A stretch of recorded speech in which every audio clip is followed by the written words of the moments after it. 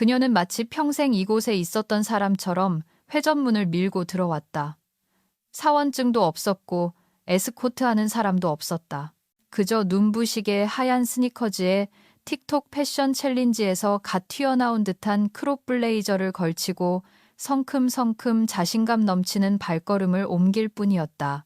다른 사람들은 안내 데스크에서 출입증을 받아야 했지만 그녀는 예외였다.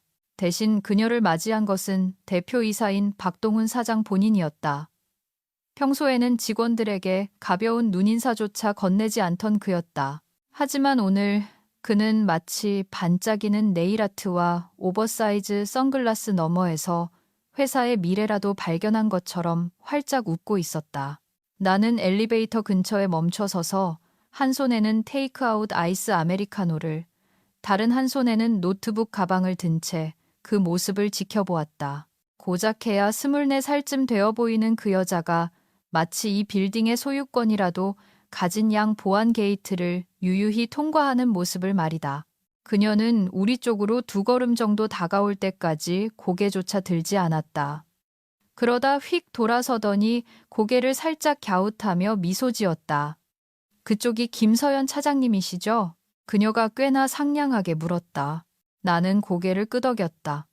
그러자 이어진 문장은 그 후 며칠 밤 동안 내 머릿속에서 수백 번이나 반복 재생될 말이었다. 제가 대체하게 될 분이 맞죠? 입안이 바짝 마르는 기분이었다. 두려움 때문은 아니었다. 적어도 그 순간에는 그랬다. 그보다는 본능적으로 느껴지는 불길한 징조 때문이었다. 무언가 잘못됐다. 아주 크게 잘못됐다. 나는 억지로 웃음을 지어 보였다. 초면인 것 같은데요.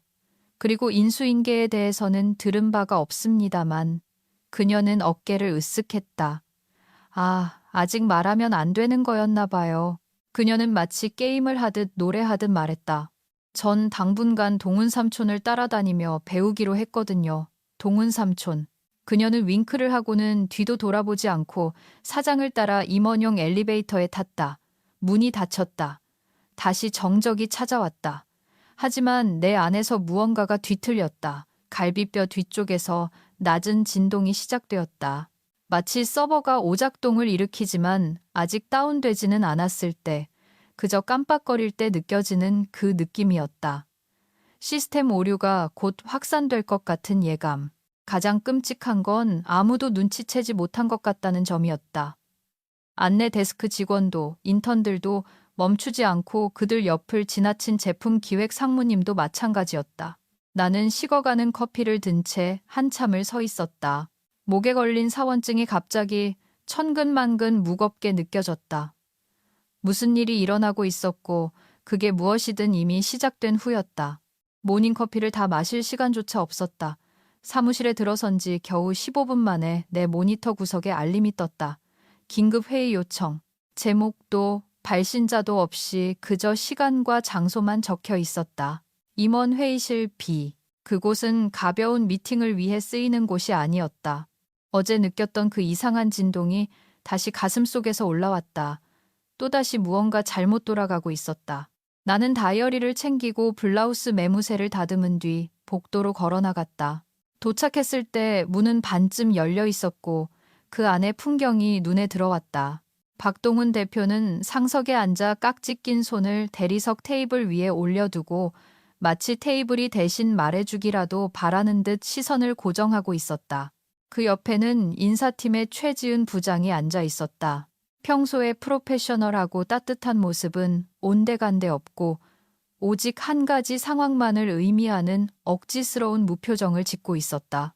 그리고 CTO 최고 기술 경영자가 앉아야 할 자리에는 박민지가 다리를 꼬고 앉아 이미 그 자리가 제 것인 양 태블릿 PC를 무릎 위에서 빛내고 있었다.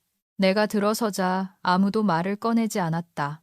나는 빈 의자에 앉아 문을 닫고 호흡을 가다듬으려 애썼다.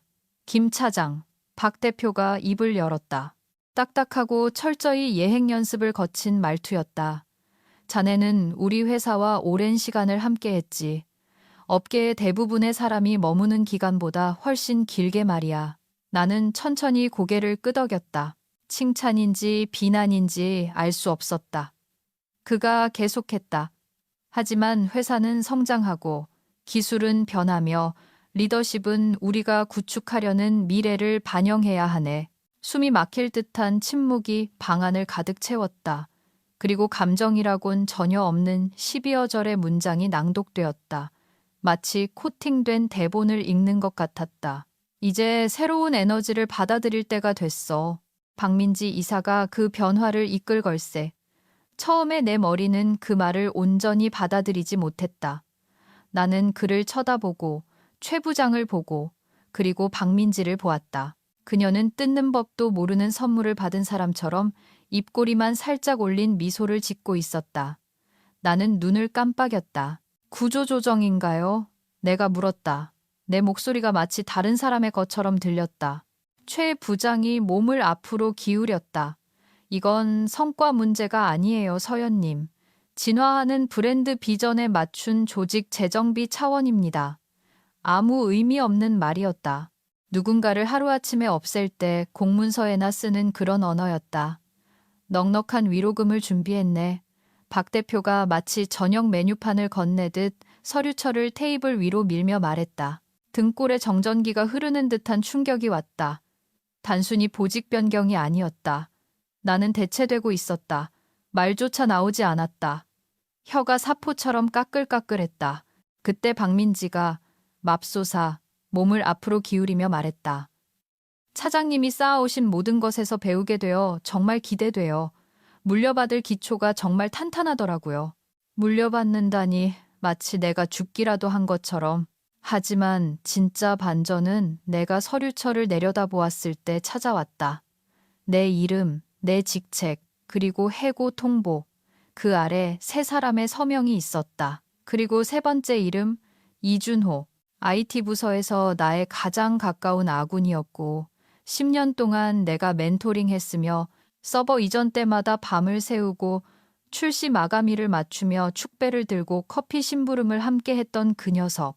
그가 나를 내보내는 것에 서명한 것이다. 잉크는 채 마르지도 않은 것 같았다. 나는 마른 침을 삼키고 서류철을 덮은 뒤 천천히 그리고 기계적으로 자리에서 일어났다. 팀원들과 작별 인사는 할 수 있습니까? 내가 물었다. 최 부장은 씁쓸한 미소를 지었다. 물론이죠. 하지만 최대한 감정을 배제하고 중립적으로 해주셨으면 합니다. 중립적이라니. 내 인생의 21년을 누구의 기분도 상하게 하지 않을 한 줄 요약으로 만들라니. 나는 따지지 않았고 울지도 않았다. 그저 아무 말 없이 갑자기 낯설게 느껴지는 더 이상 내가 속하지 않은 듯한 복도로 걸어 나왔다. 하지만 충격과 어지러움, 그 밑바닥 어딘가에서 다른 무언가가 꿈틀거리고 있었다. 분노는 아니었다. 아직은 아니었다. 그보다 더 차갑고 더 정교한 무언가였다. 나는 침묵 속에서 짐을 쌌다. 20년 넘게 내 두 번째 집이었던 사무실이 순식간에 낯선 사람의 벽장처럼 느껴졌다. 모든 것이 작고 공허해 보였다. 내 화분들, 반려견 베일리의 액자, 시스템의 조련사라고 인쇄된 이 나간 머그잔, 이 모든 것에 이제 타임스탬프, 유통기한이 찍혀버렸다. 사람들이 내 열린 문 앞을 지나갔지만 아무도 들어오지 않았다. 미안하다는 말도 행운을 빈다는 말도 없었다.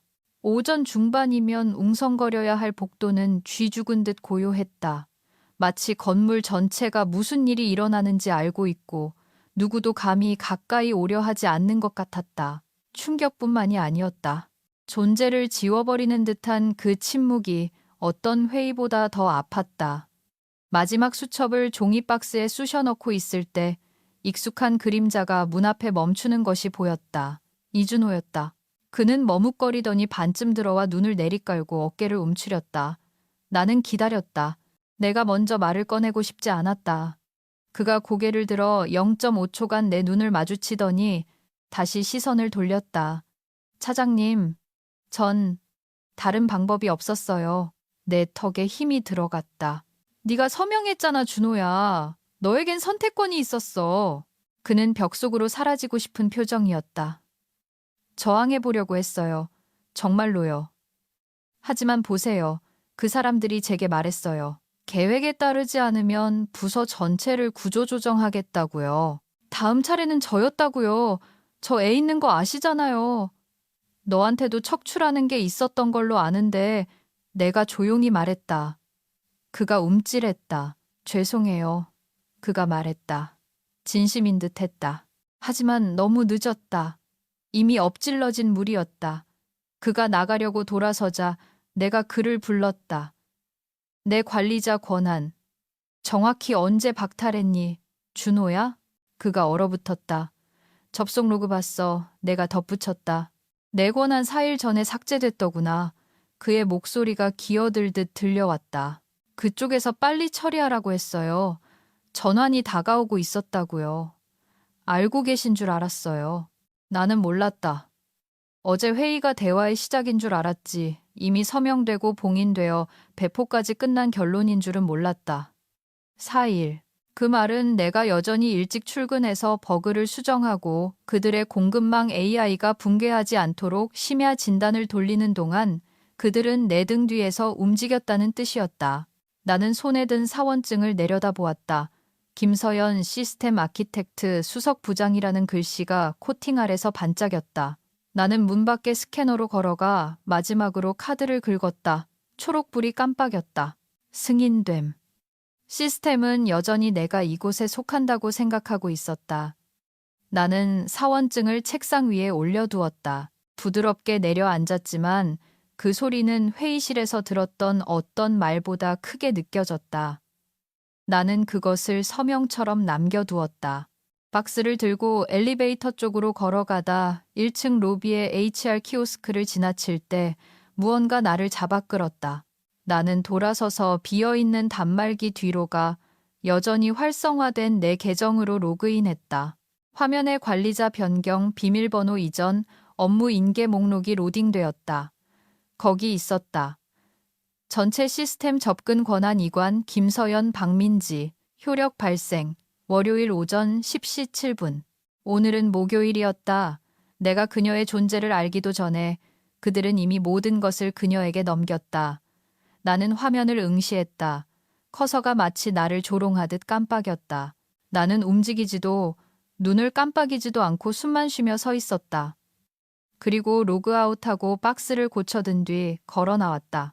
이메일도 공지도 없었고 아무도 따라 나오지 않았다. 하지만 내 안에서 무언가가 조용히 금이 갔다. 그리고 그 틈새 어딘가에서 다른 무언가가 형태를 갖추기 시작했다. 박스는 거실 구석에 뜯지 않은 채 놓여 있었다. 집에 온 이후로 건드리지 않았다. 머그잔도 액자도 사원증 목걸이도 보고 싶지 않았다. 아직은 아니었다. 다음에 무엇이 올지 알기 전까지는. 대신 나는 주방 식탁에 앉아 내 오래된 개인 노트북을 폈다. 회사의 네트워크에 연결한 적 없는 그들의 손길이 닿지 않은 깨끗한 노트북이었다. 공기는 고요했다. 폭풍이 지나간 후의 고요함, 평화롭다기보다는 기력이 다한 적막이었다. 하지만 내 안에는 공포도 슬픔도 없었다. 오직 계산만이 있었다. 나는 이메일 아카이브를 열고 키워드를 입력했다. 지적재산권 양도 2022 바로 떴다. 법무팀에서 보냈던 오래된 이메일 스레드였다. 이제 기억이 났다. 그들은 내가 개발한 아키텍처의 모든 권리를 회사 소유로 이전하는 문서에 서명하라고 요구했었다. 나는 거절했었다. 악의가 있어서가 아니라 원칙 때문이었다. 당시 나는 그들의 문구가 너무 포괄적이어서 내 동의 없이 시스템을 판매하거나 라이선스를 주거나 용도 변경할 수 있다는 점, 심지어 우리 회사 올더튼의 운영과 무관한 분야에서도 그럴 수 있다는 점을 우려했었다. 그들은 그게 표준 계약서라고 다들 서명한다고 했다. 난 다들이 아닙니다라고 답했다. 스레드는 내 마지막 답장으로 끝나 있었다. 공동 소유권이나 명확한 범위가 반영되도록 수정되기 전까지는 이 문서에 서명할 수 없습니다. 그들은 답장하지 않았고 더 중요한 건 다시 요청하지도 않았다는 것이다. 나는 스크롤을 더 내려 첨부된 계약서를 열었다. PDF 파일은 여전히 서명되지 않은 상태였다. 내 이름 밑에 서명란은 비어 있었고 깨끗했다. 그들은 잊어버린 것이다. 아니면 내가 결국 굴복했다고 짐작했을지도 모른다. 마감 기한과 제품 출시의 소용돌이 속에서 다른 사람들처럼 조용히 내 이름을 적어냈을 거라고. 하지만 난 그러지 않았다. 그리고 그때 다른 기억이 떠올랐다. 모든 것이 논의 중이던 초기 아키텍처 회의 때 변호사들이 했던 말이었다. 나는 다시 검색했다. IP 명확화 회의록. 거기 있었다. 2022년 10월 14일 자산의 법무팀의 요약본이었다. 김서연 차장의 독립적인 개발이 회사 시스템과의 공식 통합 이전에 이루어진 특성상 IP 이전을 위해서는 명시적인 서명이 필요함. 서명 없이는 법적 소유권에 대해 이해 제기가 가능할 수 있음. 그들의 팀이 쓴 글이 여기 있었다. 내 시스템, 올더튼의 공급망 엔진과 예측 물류 AI 벤더 매트릭스의 기반은 그들의 것이 아니었다. 법적으로 온전히 그들의 것이 아니었다. 왜냐하면 그들은 그것을 자기 것으로 만들기 위해 필요한 단 한 가지, 내 서명을 받지 못했기 때문이다. 나는 그 줄을 다시 쳐다보며 3번을 읽었다. 깨달음의 순간에 기쁨은 없었다. 승리의 파도도 없었다. 그저 확인일 뿐이었다. 난 피해 망상도 과민 반응도 아니었다. 그들은 단순히 나를 대체한 게 아니었다. 법적으로 그들에게 속하지 않은 무언가를 훔친 것이다. 그리고 이제 그들은 통제권이 있다는 잘못된 가정하에 그것을 운영하며 박민지에게 그녀가 소유권을 주장할 수도 방어할 수도 만약 추궁당한다면 설명할 수도 없는 인프라에 대한 접근 권한을 주고 있었다. 나는 다운로드를 클릭하고 서명되지 않은 계약서와 법무팀 메모 2문서를 내 데스크톱의 새 폴더에 저장했다. 폴더 이름은 여파라고 지었다. 그리고 의자에 등을 기대고 팔짱을 낀 채 침묵이 갑옷처럼 나를 감싸게 두었다. 계획이 완전히 세워지진 않았지만 한 가지는 확실히 알았다. 그들은 나를 건물에서 내보내면 내 힘도 사라질 거라 생각했다. 하지만 진짜 시스템은 단 한 번도 내 손을 떠난 적이 없다는 걸 그들은 꿈에도 몰랐다. 나는 항상 시스템은 진실을 말한다고 믿었다. 사람들은 거짓말을 해도 그 믿음이 21년의 디버깅, 위기 복구, 그리고 잠 못 이루던 패치 배포의 밤들을 견디게 해주었다. 사람들은 당황하고 사람들은 오도한다. 하지만 코드는 어디를 봐야 할지 안다면 코드는 항상 실제로 무슨 일이 일어나고 있는지 보여준다. 그날 아침, 나는 돌처럼 단단한 손길로 노트북을 열었다. 분노도 쓴맛도 없이 오직 전략뿐이었다. 그들은 내 사원증, 직함, 책상을 가져갔다. 하지만 그들이 건드리지 못한 것이 하나 있었다. 그들은 그게 존재하는지조차 몰랐으니까. 3년 전 혼란스러운 마이그레이션 기간 중 나는 테스트 환경을 하나 만들었다. 일종의 샌드박스였는데 내부 시뮬레이션, QA 실행, 스트레스 테스트를 위해 우리 핵심 아키텍처를 그대로 복제해둔 거울 같은 곳이었다. 나는 불필요한 요청이나 병목 현상을 피하려고 유저 K41 고스트라는 가명으로 개발 노드를 등록했다. 벤더사의 수정을 기다리며 어느 늦은 밤에 만든 것이었다. 그곳은 라이브 서버의 변경 사항을 푸시할 권한은 없었지만 인프라 내부에서 일어나는 모든 일을 들여다볼 수 있는 전체 가시성을 가지고 있었다. 그리고 가장 좋은 점은 메인 관리자 레지스트리에 연결되어 있지 않다는 것이었다. 인사팀도 경영진도 심지어 이준호도 몰랐다. 나를 제외하곤 아무도 그 존재를 기억하지 못했다. 나는 로그인했다. 대시보드가 마치 내가 떠난 적 없는 것처럼 깜빡이며 켜졌다. 시스템은 테스트 노드를 삭제하지 않았다. 여전히 유휴 상태로 건드려지지 않은 권한층 아래서 조용히 웅웅거리고 있었다. 그리고 나는 보았다. 박민지가 라이브 서버에 접속해 있었다. 그녀는 단순히 내가 만든 시스템을 사용하는 게 아니었다. 그녀는 원본 아키텍처 내부로 들어와 코드의 기본 레이어를 직접 조작하고 복사 방지가 걸려 있어야 할 것들을 건드리고 자기가 완전히 이해하지도 못하는 스크립트를 비틀고 있었다. 버전 관리도, 백업 스테이징도, 감사 로그도 활성화되지 않았다. 그녀는 핵무기급 인프라 위에 카드로 만든 집을 짓고 있었다. 나는 브랜치를 클릭해 들어가서 내 속을 뒤집어 놓는 무언가를 발견했다. 그녀는 자신의 명령 규칙에 맞추기 위해 여러 핵심 파일의 이름을 변경해 놓았다. 더 최악인 건 그녀가 유통 알고리즘에서 몇 가지 무결성 검사 기능을 삭제했다는 점이다. 아마 레거시구형 쓰레기라고 생각했겠지. 그것들은 쓰레기가 아니었다. 그 검사 기능들은 벤더 로딩 시간이 충돌할 때 연쇄적인 시스템 오류를 방지하는 장치였다. 그게 없으면 플랫폼은 실시간 공급망 왜곡에 취약해진다. 그녀는 자기가 뭘 하는지 몰랐고 분명 아무도 감시하고 있지 않았다. 그들은 핵융합 코어가 들어있는 기계를 그녀에게 쥐어주었고 그녀는 경고 라벨도 읽지 않고 버튼들을 덧칠하고 있었다. 당장이라도 셧다운 시킬 수 있었다. 명령어 하나면 모든 것을 멈추게 할 수 있었다. 하지만 이건 복수에 관한 게 아니었다. 아직은 아니었다. 이건 지렛대 레버리지에 관한 것이었다. 나는 초기 시절 비상 보호 메커니즘으로 설치해둔 보이지 않는 노드, 휴면 커널 모듈로 이동했다. 비정상적인 권한 상승을 감지하고 무단 변조가 느껴지면 잠금을 실행하도록 설계된 것이었다. 하지만 이제 나는 그것을 업데이트했다. 조건 로직을 다시 썼다. 만약 관리자 계정 K 윈터스가 제거되거나 비활성화되면 캐스케이드락 연쇄 잠금 프로토콜을 발동하라. 캐스케이드락은 아무것도 삭제하지 않는다. 전체 시스템을 기능 불능 상태로 만들 뿐이다. 소프트 킬. 모든 프로세스가 무기한 중단된다. 데이터는 온전하지만 읽을 수 없고 건드릴 수 없고 사용할 수 없게 된다. 생체 인식 확인으로 잠금이 해제될 때까지. 그리고 그걸 풀 수 있는 사람은 나뿐이었다. 비밀번호도 복구 이메일도 아닌 오직 나. 나는 모든 것을 수동으로 입력했다.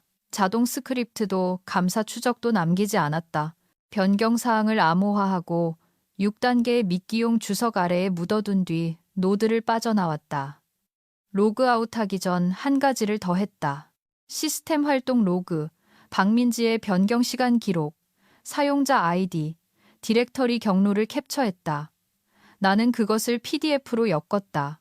무언가 잘못되면 기록상 마지막 사용자는 내가 아니라 그녀가 될 것이다. 포장지까지 예쁘게 싼 알리바이였다. 나는 파일 이름을 유산 PDF라고 지었다. 그녀가 그랬지 않나? 물려받는 기초라고. 결과도 물려받으라지. 노트북을 덮으며 나는 분노가 아닌 차분함, 통제력을 느꼈다. 그들은 내가 조용히 물러날 거라 생각했다. 착각이었다. 오전 10시 24분. 그들이 나를 세상에서 지워버린 정확한 시간이었다. 부드러운 알림음과 함께 시작되었다. 아직 내 휴대폰에서 연결을 끊지 않은 올더튼 서버의 이메일이 옛 회사 수신함으로 들어왔다. 제목은 냉정했다. 경고도, 예의도 없이 딱 5단어였다. 접근 권한 영구 박탈, 즉시 발효. 인사말도 설명도 서명란도 없었다. 그들은 이제 프로인 척조차 하지 않았다. 그 순간이었다. 그들이 자신들의 디지털 생태계에서 나를 완전히 닦아냈다고 생각한 순간 내가 21년 동안 한 줄 한 줄 모듈 하나하나 써내려간 이야기에서 나를 공식적으로 제거했다고 믿은 순간 나는 이메일을 응시했다. 눈도 깜빡이지 않고 숨소리도 내지 않았다. 그리고 차분하게 노트북을 닫고 두 손을 모았다. 반응도 답장도 하지 않았다. 그저 부엌의 정막 속에 앉아 있었다. 창밖에는 식어가는 두 번째 블랙커피가 놓여 있었고 세상은 계속 돌아가고 있었다. 지나가는 조깅하는 사람, 길가에 정차한 택배 트럭, 보도블록 위에 부스러기를 쪼는 비둘기들. 그리고 집 안에는 침묵이 있었지만 패배는 없었다. 그들과 달리 나는 내 움직임을 예고하지 않으니까.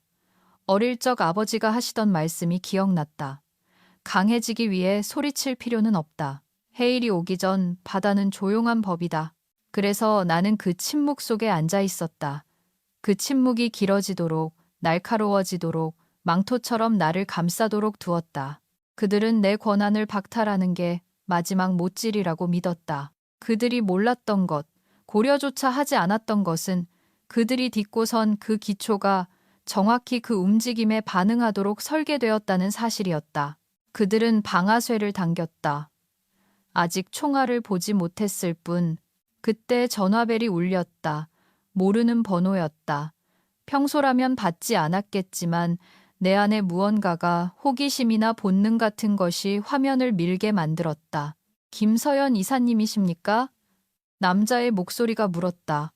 전문적이고 명료한 서울 말씨였지만 오래된 이사회 회의실에서나 들을 법한 정제된 톤이었다. 네, 맞습니다만. 저는 피닉스 테크의 인프라 담당 부사장 민태석입니다. 그 이름이 눈 뒤에서 정전기처럼 튀었다. 피닉스 테크. 작년 글로벌 물류 계약 입찰에서 올더튼이 짓밟았던 회사. 내 시스템에 패배한 뒤 물류 부서 전체가 휴면 상태에 들어갔던 그 회사였다. 바쁘신데 방해가 된 건 아닌지 모르겠습니다. 하지만 소문은 빠르더군요. 올더튼에서의 변동사항에 대해 들었습니다. 나는 한마디도 하지 않았다. 그가 빈 공간을 채웠다. 최근 시스템 불안정에 대해서도 들었습니다. 솔직히 말씀드리면 서연님, 우린 바퀴를 다시 발명하고 싶지 않습니다. 우리는 당신이 지은 것에 관심이 있습니다. 더 구체적으로는 당신이 다음에 지을 것에 관심이 있죠. 여전히 나는 침묵했다. 그가 잠시 멈추더니 덧붙였다. 이사님께서 우리 부서를 맡아주신다면 아키텍처에 대한 전권, 깨끗한 예산, 복잡한 관료주의 제거, 그리고 공동 창업자급의 지분을 제한할 권한을 위임받았습니다. 테이블 모서리를 잡은 내 손가락에 살짝 힘이 들어갔다. 이건 단순한 일자리 제한이 아니었다. 내 조건대로 다시 창조하라는 초대였다. 경쟁사의 전폭적인 지원을 받으며 올더튼의 가장 큰 라이벌이 그들이 지워버린 바로 그 두뇌를 무기화하려 한다는 미묘한 시적 상황이었다. 나는 노트북을 다시 쳐다보았다. 이메일은 여전히 열려 있었고 접근 권한 박탈이라는 글자가 빛나고 있었다. 완벽했다. 더 논의하고 싶군요. 마침내 내가 말했다. 하지만 전화로는 아닙니다. 그가 낮게 웃었다. 물론입니다. 내일 판교 본사로 모시겠습니다. 1등석 같은 대우로요. 내일 좋네요. 그는 감사 인사를 하고 연락처를 남긴 뒤 전화를 끊었다. 나는 미소 짓지도 찡그리지도 않은 채 중심을 잡고 1분간 더 가만히 앉아 있었다. 그들은 10시 24분에 나를 지웠다. 하지만 그들이 깨닫지 못한 건 그 순간이 바로 내가 마침내 자유로워진 순간이었다는 것이다. 판교로 가는 택시는 조용했다. 너무 조용했다. 모범 택시 뒷좌석은 쾌적했고 부드러운 조명에 기사님은 말 한마디 걸지 않았다. 하지만 내 머릿속은 시끄러웠다. 나는 올더튼이 건넨 퇴직 합의서 서류철 따위는 생각하지 않았다. 박민지나 이준호, 나를 지우려 했던 10시 24분의 이메일도 생각하지 않았다. 나는 이미 머릿속에서 형성되고 있는 청사진을 생각하고 있었다. 논리의 흐름, 레거시, 구형 데이터에 찌꺼기가 없는 아키텍처, 깨끗하고 민첩하며 안전하게 구축된 시스템, 올더튼의 영광이 아닌 나를 위한 시스템. 그들은 나를 해고한 게 아니라 해방시킨 것이었다. 민태석 부사장은 로비에서 직접 나를 맞이했다. 40대 후반의 큰 키, 흠잡을 데 없는 맞춤 정장, 그리고 여전히 구두를 직접 닦는 남자들에게서나 느껴지는 고전적인 매너를 갖춘 사람이었다. 그는 나를 그의 CTO인 송지아 이사에게 소개해 주었다. 날카로운 눈매와 손에서 절대 놓지 않는 수첩을 든 조용한 여성이었다. 그들은 시간을 낭비하지 않았다. 오후 4시, 나는 판교 테크노밸리의 스카이라인이 내려다 보이는 통유리 회의실에 앉아 한때 올더튼을 위해 지었던 구조와 이제 더 낮게 지으려는 버전을 설명하고 있었다. 기업의 지연도, 결제 라인의 층층 시야도 없이 오직 실행뿐이었다. 오후 6시 15분, 그들의 내부 샌드박스 클러스터에 나만을 위한 개인 서버 노드가 프로비저닝 준비되어 깨끗한 상태로 내 손길을 기다리고 있었다. 그리고 해가 산 뒤로 넘어갈 때 나는 혼자 앉아 집중하며 다시 시작했다. 하지만 무언가를 다시 짓는 건 단순히 새 코드를 짜는 게 아니다. 남겨진 잔해를 치우는 일이다. 나는 본능적으로 브라우저 창을 열고 최근까지 본 적 없던 문구를 검색했다. MG 제네레이션 싱크 코어. 박민지가 쓴 이름이었다. 밝고 브랜딩된 MZ 세대의 화려함이 묻어나는 헛소리. 하지만 무언가 거슬렸다. 그녀가 모든 곳에 그걸 도배하려 서두르는 방식이 시스템이 뭘 하는지 이해도 못하면서 말이다. 너무 시기상조인 느낌이었다. 검색 결과에는 그녀의 링크드인 게시물, 보도자료, 심지어 그녀를 싱크코어의 새 시대를 연 비전가로 인용한 테크 블로그 글까지 떴다. 하지만 나는 한국저작권위원회의 등록 데이터베이스를 확인했다. 3월 3일 접수. 소유자 박민지. 플랫폼명 MG 싱크코어. 원본 소프트웨어 아키텍처로 분류됨. 나는 2번 읽었고 3번째 다시 읽었다. 그녀는 단순히 내 시스템의 이름만 바꾼 게 아니었다. 마치 자기가 만든 것처럼 자기 이름으로 등록한 것이다. 나는 3개월 전만 해도 그녀가 백엔드가 어떻게 생겼는지조차 몰랐다는 걸 확실히 알고 있었다. 더 심각한 건 그녀가 2021년 내가 기밀백서에 문서화해 두었던 것과 거의 똑같은 시스템 설명 문구를 한 줄 한 줄 그대로 베껴 썼다는 점이다. 타임스탬프가 찍혀 있고 로컬에 저장되어 있으며 올더튼의 양도 서명하지 않은 바로 그 문서 말이다. 이건 무지가 아니었다. 이건 절도였다. 하지만 나는 화내지 않았다. 그녀에게 이메일을 보내지도 민 부사장에게 말하지도 않았다. 대신 나는 새 탭을 열고 저작권 침해 신고 포털로 들어갔다. 익명 제보, 증빙 서류 첨부, 백서, 깃깃 히스토리 로그, 메타데이터 파일, 내가 잠기기 전 고스트 계정에서 찍은 스냅샷, 그리고 타임라인과 IP 권리 이전 누락, 원본 시스템 로직 복제에 대해 설명하는 법적 진술서까지 내 이름을 직접 거론하지 않은 채로 나는 제출을 눌렀다. 소음도 불꽃놀이도 없이 그저 조용한 확인 메시지가 떴다. 귀하의 제보가 접수되었습니다. 나는 의자에 등을 기대 앉았다. 이건 복수가 아니었다. 교정이었다. 시스템이 알아서 하게 둬. 그녀가 자랑스럽게 유성 매직으로 그려놓은 지뢰밭으로 눈먼 채 걸어 들어가게 둬. 그들은 사원증의 이름 하나를 해고했다고 생각했다. 그들은 시스템 뒤에 두뇌를 잊었다. 이제 나는 그들을 위해 일하지 않았다. 나는 나 자신을 위해 더 강하고 날카롭고 건드릴 수 없는 무언가를 짓고 있었다. 그리고 수년 만에 처음으로 나는 아무것도 억제하고 있지 않다는 느낌을 받았다. 전기포트가 쉼소리를 내며 물이 끓었음을 알렸다. 나는 익숙하게 움직였다. 캐모마일 잎차, 설탕 없이. 세상이 너무 시끄럽게 느껴지는 아침을 위한 나의 의식이었다. 하지만 오늘은 시끄럽지 않았다. 적어도 나에게는. 혼란은 다른 누군가의 몫이었다. 차가 우러나는 동안 나는 노트북을 열고 전 동료가 조용히 보내준 링크를 클릭했다. 메시지는 없었고 이미 예정되어 카운트다운 중인 유튜브 라이브 스트리밍 링크뿐이었다. 올더튼 테크놀로지 프레젠트, MG 싱크 코어로 구동되는 물류의 미래. 당연히 그녀는 이름을 그렇게 지었겠지. 대담하고 번쩍이고 무지한 이름. 스트리밍은 정확히 오전 11시에 시작되었다. 높은 제작비가 들어간 듯한 조명, 음악, 기업 특유의 화려함. 박민지는 두 사이즈는 커 보이는 흰 정장을 입고 무대로 걸어 나왔다. 아마 실리콘밸리의 비전가처럼 보인다고 생각했겠지. 그녀의 목소리는 지나치게 연습되어 있었고 대사는 암기했을 뿐 체화되지 않았다. 오늘 그녀가 활짝 웃으며 말했다. 우리는 새로운 시대를 엽니다. 디지털 네이티브가 디지털 미래를 위해 설계한 시대입니다. 나는 차를 천천히 저으며 그녀가 무대를 가로지르는 모습을 지켜보았다. 그녀 뒤의 스크린에는 순서도, 타임라인, 예측 모델의 애니메이션이 돌아가고 있었다. 아이러니하게도 모두 그녀가 2주 전 무결성 검사를 제거해버린 그 로직에 기반한 것들이었다. 시스템을 만든 엔지니어들에 대한 언급은 단 한마디도 없었다. 기초에 대한 단어도 없이 그저 거칠애와 껍데기뿐이었다. 그녀는 이해하지 못했다. 청중들, 주로 주니어 임원들, 테크 인플루언서들, 긴장한 인턴들에게 그녀는 개척자였다. 나에게 그녀는 다리가 달린 시한폭탄이었다. 11시 15분, 그녀는 리모컨을 누르며 외쳤다.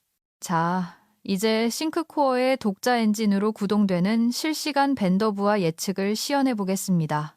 나는 차를 한 모금 마셨다. 그녀 뒤의 화면이 깜빡였다. 아주 짧은 순간, 1초도 안 되는 망설임이었지만 나는 알아챘다. 그녀가 다시 버튼을 눌렀고 그때 일이 터졌다. 빨간색, 처음엔 깜빡임으로 그 다음엔 홍수처럼. 전 세계적인 원활한 조정을 보여주려던 인터페이스가 깨졌다. 데이터 필드가 뒤죽박죽 섞였다. 벤더 추적반은 에러 코드로 폭발했다. 화면이 다시 바뀌며 올더튼 자체 API 게이트웨이의 실시간 실패 보고서가 투사되자 몇몇 참석자들이 숨을 들이켰다. 에러 504, 분산 서버 타임아웃, 미승인 스크립트 감지됨, 코어 로직 중단, 복구 불가. 박민지는 실시간으로 얼어붙었다. 카메라 앞에서, 기자들 앞에서. 시스템이 붕괴했다. 그들이 리브랜딩하고 이름을 바꾸고 맹목적으로 편집한 것이 오만함에 걸려 넘어진 것이다. 그리고 내 묻어둔 잠금 명령어가 운전대를 잡았다. 그녀는 잠시 지연이 있다며 말을 더듬고 스태프들을 돌아봤지만 카메라는 그녀의 떨리는 손을 포착했다. 맨 앞줄의 사람들은 이미 휴대폰을 꺼내고 있었다. 트위터와 커뮤니티에서 해시태그가 올라오기 시작했다.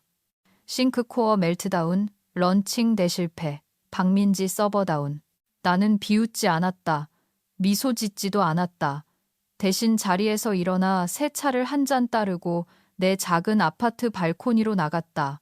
판교의 공기는 따뜻하고 건조했으며 멀리서 들려오는 도시의 소음으로 가득했다. 내 뒤에서는 혼란이 라이브 스트리밍과 이메일 수신함, 긴급 슬랙 채널로 쏟아져 나오고 있었다. 하지만 내 주변은 평화로웠다. 여전히 나는 아무 말도 하지 않았다. 하지만 침묵은 불보다 더 크게 말했다. 아이러니가 거의 시적이었다. 그들은 안전 밸브를 제거하고 코드 감사를 무시하고 백업 스테이징의 필요성을 묵살했다. 그리고 이제 그들은 그들의 이해보다 너무 강력하고 그들의 자아보다 너무 연약한 시스템 속에서 익사하고 있었다. 나는 아무것도 사보타주, 파괴 공작하지 않았다. 나는 단지 어린아이들의 손에 맡겨졌을 때 시스템이 설계된 대로 반응하게 뒀을 뿐이다. 다시 방 안으로 들어오자 휴대폰이 진동했다. 민태석 부사장이었다. 이거 보고 계십니까? 나는 딱 두 글자로 답장했다. 라이브요. 그리고 그 고요함 아래 내 결심은 더욱 단단해졌다. 이건 끝이 아니었다. 제대로 된 내 것인 무언가의 시작일 뿐이었다. 열쇠를 가진 사람이 오직 나뿐이라는 사실에는 기묘한 힘이 있다. 은유적인 열쇠가 아니라 포스트잇에 적힌 코드도 아닌 아무도 존재를 모르는 아키텍처 하위 레이어, 깊숙한 곳에 묻힌 문자 그대로의 트리거 말이다. 20년 동안 내 손끝에서 살아 숨쉬고 진화하고 번성했던 구조였다. 몇 주 동안 나는 기다렸다. 쓴맛이 아니라 침착함을 가지고 멀리서 실타래가 풀리는 것을 지켜보았다. 그들은 자신들이 밧줄의 엉뚱한 끝을 잡아당기고 있다는 것조차 몰랐다. 이제 매듭이 지어질 차례였다. 나는 피닉스 테크의 보안 개발 연구실에 혼자 앉아 있었다. 낮은 기계음과 온도 조절 장치의 정적에 둘러싸인 채였다. 오후 28분. 내 차는 식어 있었다. 손대지 않았다. 화면에는 이미 내 고스트 노드에 인증된 원격 터미널이 떠 있었다. 내 원본 시스템과 올더튼이 완전히 통제하고 있다고 믿는 시스템 사이의 마지막 남은 건드려지지 않은 다리 중 하나였다. 그들은 왜 일부 기능이 이중인증을 요구하는지 의문을 품지 않았다. 그들은 미러쉘을 눈치채지 못했다. 표면 아래를 들여다볼 생각조차 하지 않았다. 그게 항상 그들의 약점이었다. 해고한 천재가 후속 조치를 해두지 않았을 거라고 단정하는 것. 나는 손가락을 풀고 숨을 들이마신 뒤 명령어를 입력하기 시작했다. 하나, 둘, 그리고 일시정지. 정확히 3초. 이건 보여주기식이 아니었다. 정밀함이었다. 마지막 문자열은 직접 손으로 썼다. 스크립트도 의존성도 없이 딱 6줄이었다. 나는 엔터키를 쳤다. 6초. 그게 전부였다. 오후 29분 신호가 모든 지사, 모든 유통 서버, 모든 해외 미러노드로 퍼져나갔다. 싱크 코어의 핵심 로직이 존재하기를 멈췄다. 시스템은 충돌하지 않았다. 얼어붙었다. 루트 레벨에서 정지했다. 타임아웃이 대륙을 건너 연쇄적으로 발생했다. 그들이 의존하던 알고리즘의 혈류가 눈 깜짝할 사이에 말라버렸다. 올더튼 본사에서 나는 박민지가 패닉에 빠진 모습을 상상했다.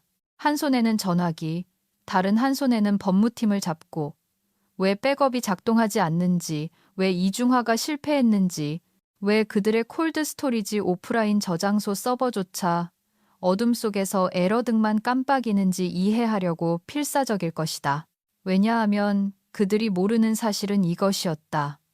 복구할 것이 아무것도 없었다. 내가 파괴해서가 아니라 이미 옮겨버렸기 때문이다. 2주 전 그들이 유지보수 패치라고 생각했던 일상적인 시스템 동기화 중에 나는 암호화, 키 분할, 핵심 로직의 전체 복제를 포함한 조용한 데이터 마이그레이션을 실행했다. 그 복제본은 이제 피닉스 테크의 개인 금고 서버에 내 생체 서명과 2단계 내부 관리자 보안 아래 분할되어 안전하게 저장되어 있었다. 나는 집을 불태운 게 아니었다. 이사를 나오면서 설계도를 챙겨 나온 것이다. 올더튼에게 남은 건 겉만 번지르르하고 속은 썩은 텅 빈 껍데기뿐이었다. 나는 의자에 몸을 기대고 화면을 바라보았다. 드라마틱한 폭발도 깜빡이는 조명도 없이 그저 깜빡이는 커서와 빈 터미널뿐이었다. 깨끗하고 완전하고 최종적이었다. 내 뒤에서 송지아 이사가 프린트물을 들고 조용히 걸어 들어왔다. 이미 트렌드에 떴어요. 그녀가 내 앞에 종이를 놓으며 말했다. 싱크코어 붕괴, 올더튼 다운, 피닉스. 그녀는 옅은 미소를 지었다. 해내셨네요. 나는 고개를 저었다. 그들이 자초한 일입니다. 전 그저 시스템이 설계된 대로 하게 뒀을 뿐이에요. 송 이사가 머뭇거렸다. 그래서 저쪽에 정말 남은 사본이 없나요? 기능하는 사본이? 내가 차분하게 말했다. 아무것도 가리키지 않는 코드만 남았죠. 그녀는 마치 몇 시간 동안 숨을 참았던 것처럼 숨을 내쉬었다. 민 부사장님이 플랫폼을 재출시할 때 이사님께 명령권을 드리고 싶어 하세요. 나는 바로 대답하지 않았다. 그 순간 더 깊은 무언가가 내 안에 자리 잡았기 때문이다. 승리감도 복수심도 아닌 안도감이었다. 나는 더 이상 과거를 지키고 있지 않았다. 나는 미래를 해방시키고 있었다. 올더튼이 처음부터 다시 짓게 둬. 두뇌를 삭제하고도 기계가 여전히 돌아갈 거라 기대하는 대가가 무엇인지 마침내 깨닫게 해. 나는 일어나서 의자를 밀어 넣었다. 민 부사장님께 긍정적이라고 전해주세요. 내가 말했다. 하지만 이번에는 계약서에 잉크로 내 이름이 들어가야 합니다. 그녀는 고개를 끄덕이고 나갔다. 나는 빈 터미널을 한 번 더 바라보며 여전히 서 있는 채로 속삭였다. 끝. 전화는 오후 3시 30분에 왔다. 첫 벨이 울리기도 전에 번호를 알아봤다. 박동훈 올더튼의 대표, 내 전 상사. 한때 나보고 너무 노련해서 탈이라며 레거시 사고방식에 갇혀있어 다음 단계를 이끌 수 없다고 했던 남자. 그는 21년 동안 내 이름을 부른 적이 없었다. 기껏해야 김 차장, 최악의 경우 그 여자였다. 하지만 지금 수화기 너머로 들려오는 목소리는 낮고 조심스러웠으며 마치 유리 조각 위를 걷는 사람처럼 신중했다. 서연 씨, 그가 음절 하나하나를 느리며 마치 화해의 제스처라도 보내듯 불렀다. 지금 상황이 좀 생겨서 말이야. 나는 피닉스 테크 임원실에서 도시 스카이라인을 바라보며 전화기를 들고 서 있었다. 아무 말도 하지 않았다. 그저 들었다. 일종의 고장이 있었어. 그가 계속했다. 공급망이 잠겼네. 내부팀이 접근을 못하고 있어. 원인을 파악 중인데 자네 계정이 몇몇 레거시 노드에 연루된 정황이 있어서 말이야. 혹시 시간 되면 상황 파악 좀 도와줄 수 있나 해서. 나는 침묵했다. 우리 사이에는 정적이 감돌았다. 그의 숨소리에서 긴장이 느껴졌다. 명령에 익숙한 남자가 선택권이 없어서 굽히고 들어올 때의 그 팽팽함. 강요는 아니야. 그가 급히 덧붙였다. 그저 내가 부탁하는 걸세. 자네가 시스템을 누구보다 잘 알잖아. 나는 창가에서 물러나 차가 다시 식어버린 작은 원탁으로 걸어갔다. 노트북에 여전히 열려있는 탭이 보였다. 싱크 코어 붕괴가 테크뉴스 1위를 찍었다. 올더튼 주가는 지난 3시간 동안 18% 폭락했다. 주요 고객사인 트로바, 인디고, 해운, 크레티트가 기술적 우려로 계약을 보류한다는 공식 성명을 냈다.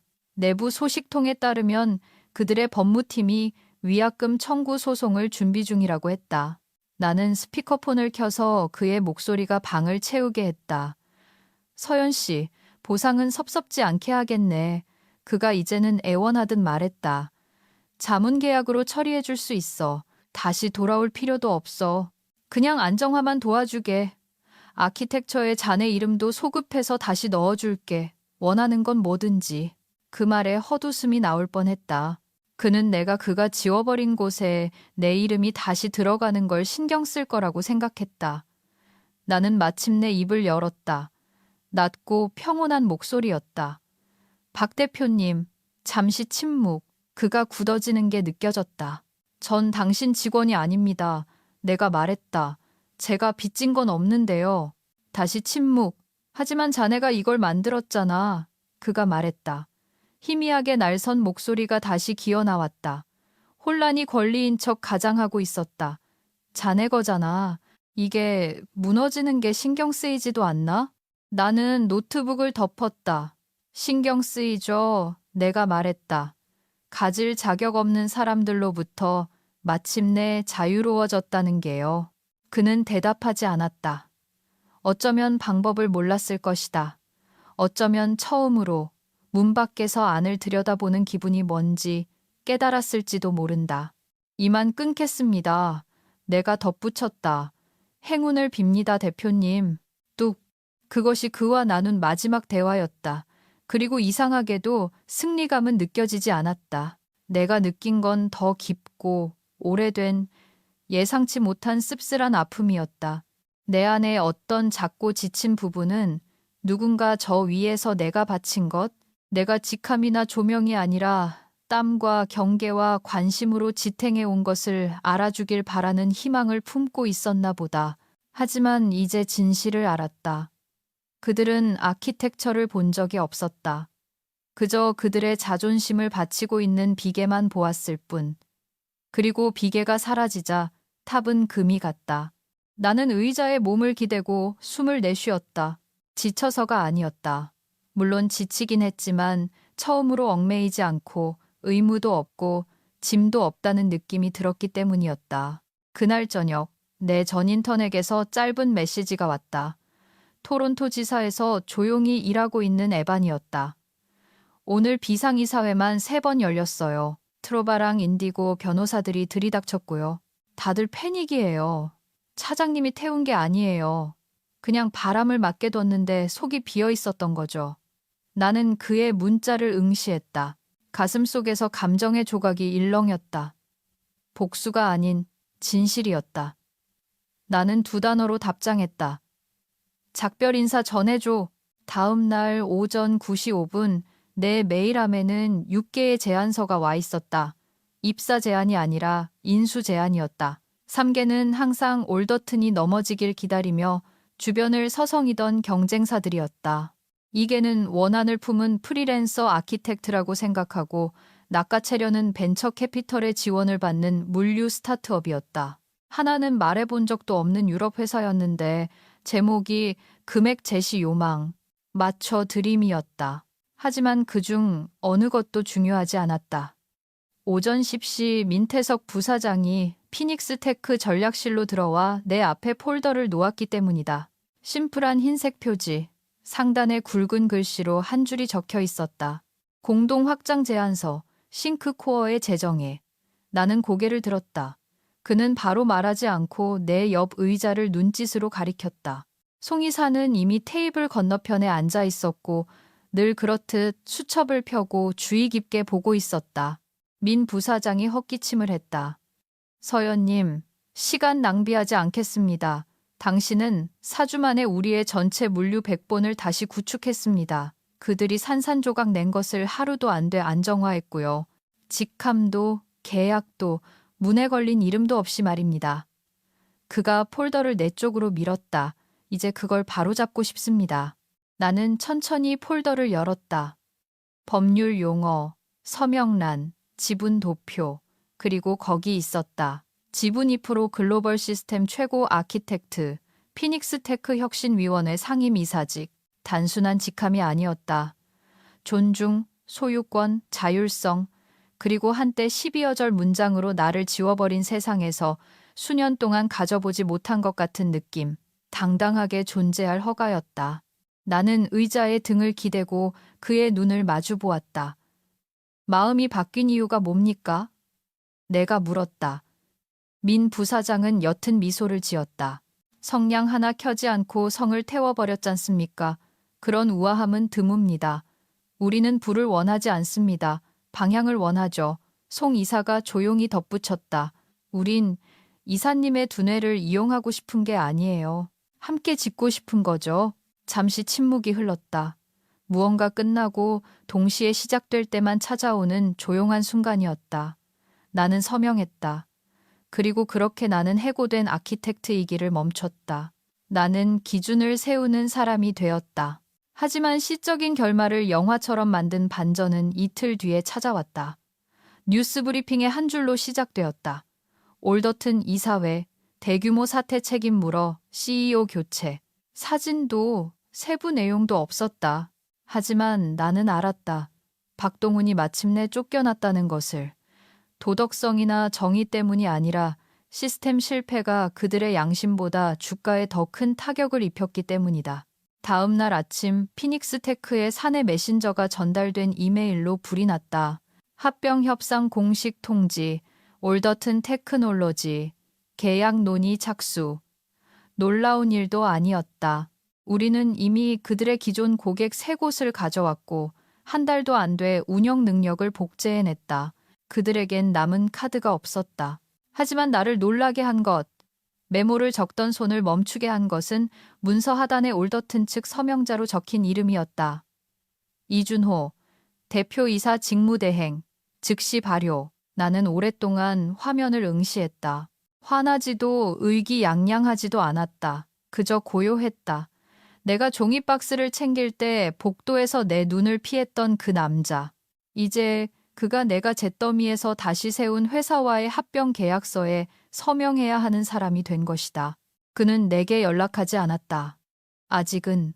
하지만 결국 하게 될 거라는 걸 알았다. 내가 복수를 쫓지는 않았지만 운명은 기묘한 안무 감각을 가지고 있고 그 춤은 이제 원점으로 돌아왔으니까. 그날 오후 나는 피닉스 테크의 상층부를 걸었다. 새로운 운영팀 공간의 공사가 막 끝난 곳이었다. 복도 조명이 부드럽게 깜빡이며 닦아놓은 유리에 긴 그림자를 드리웠다. 복도 끝에 새 문이 설치되어 있었다. 무광 스틸 글자로 적혀 있었다. 김서연 최고 아키텍트. 나는 문을 열었다. 올더튼 때보다 더 큰 내 사무실. 햇살이 가득하고 조용하고 콘크리트 대신 산이 보이는 창문. 의식도 박수도 없었다. 그저 내가 자격 있게 얻어낸 공간으로 들어설 때 들리는 문 잠기는 소리뿐이었다. 이건 제기가 아니었다. 제 소개였다. 그리고 이번에 나는 그저 시스템을 다시 짓는 게 아니었다. 정확히 1년 뒤 내 이름이 코드에 새겨진 미래를 설계하고 있었다. 그날로부터 정확히 1년 뒤 나는 종이 박스를 들고 21년을 뒤로 한 채 나갔던 바로 그 유리문을 통해 다시 걸어 들어갔다. 하지만 이제 모든 것이 변해 있었다. 밖의 현판은 더 이상 올더튼 테크놀로지가 아니었다. 아침 햇살을 받아 반짝이는 날렵한 금속 글자로 교체되어 있었다. 피닉스 글로벌 시스템즈. 건물은 철거되지 않았다. 용도가 변경되고 다시 쓰였을 뿐이다. 마치 코드처럼. 뼈대는 같았지만 영혼이 바뀌었다. 나는 로비 안쪽에 잠시 멈춰서서 조용한 발자국 소리와 엘리베이터 벨 소리의 웅웅거림을 느꼈다. 한때 투명 인간처럼 서 있던 그곳이 이제는 고요하지만 꽉 찬 느낌이었다.